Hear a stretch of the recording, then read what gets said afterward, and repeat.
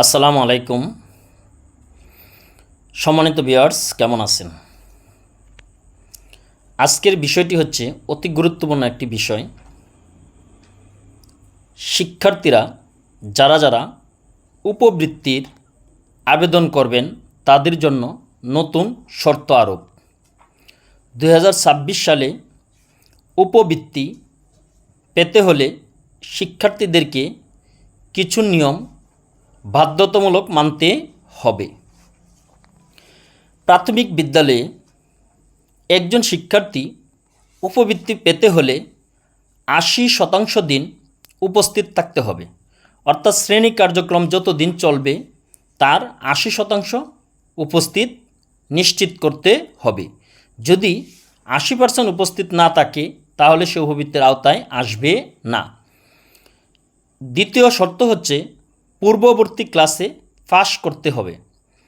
পূর্ববর্তী ক্লাসে যদি কোনো শিক্ষার্থী ফেল করে তাহলে সে বৃত্তির আওতায় থাকবে না।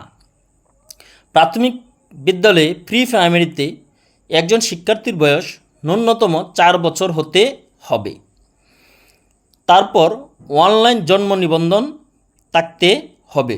অবশ্যই একজন শিক্ষার্থীর জন্ম নিবন্ধন অনলাইনে হতে হবে।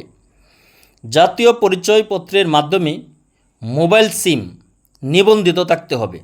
অর্থাৎ পিতামাতা যে সিমটি উপবৃত্তি অ্যাকাউন্টের জন্য ব্যবহার করবেন সেই সিমটি জাতীয় পরিচয়পত্রের দ্বারা নিবন্ধিত হতে হবে। মোবাইল সিম নিবন্ধনের পর সেই মোবাইলে মোবাইল অ্যাকাউন্ট থাকতে হবে।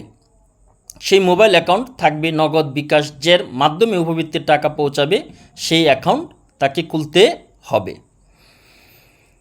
তারপর যে বিষয়টি আসছে, প্রথম শ্রেণীতে প্রত্যেক শিক্ষার্থী 150 টাকা মাসিক উপবৃত্তির টাকা পাবেন। যদি 2 জন শিক্ষার্থী থাকে 300 টাকা পাবেন।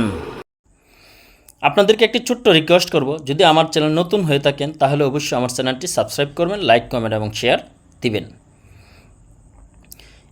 ষষ্ঠ শ্রেণী থেকে উপবৃত্তির টাকা হচ্ছে প্রতি মাসে 200 টাকা।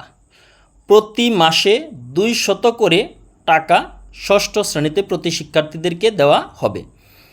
একটি গুরুত্বপূর্ণ শর্ত আরোপ করা হয়েছে 2026 সালে একই পরিবারে 2 জন শিক্ষার্থী উপবৃত্তির আওতায় আসবে। যদি 2-এর অধিক 3 জন, 4 জন, 5 জন শিক্ষার্থী থাকে তাহলে তারা সেই উপবৃত্তির আওতায় আসবে না। এক পরিবারের সর্বোচ্চ 2 জন শিক্ষার্থী উপবৃত্তির আওতায় আসবে।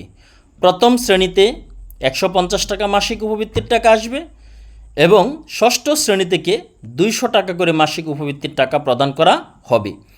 যে সকল শর্তগুলো বলা হয়েছে সেগুলো অবশ্যই মানতে হবে, না হলে 2026 সাল থেকে শিক্ষার্থীরা উপবৃত্তির আওতায় আসবে না।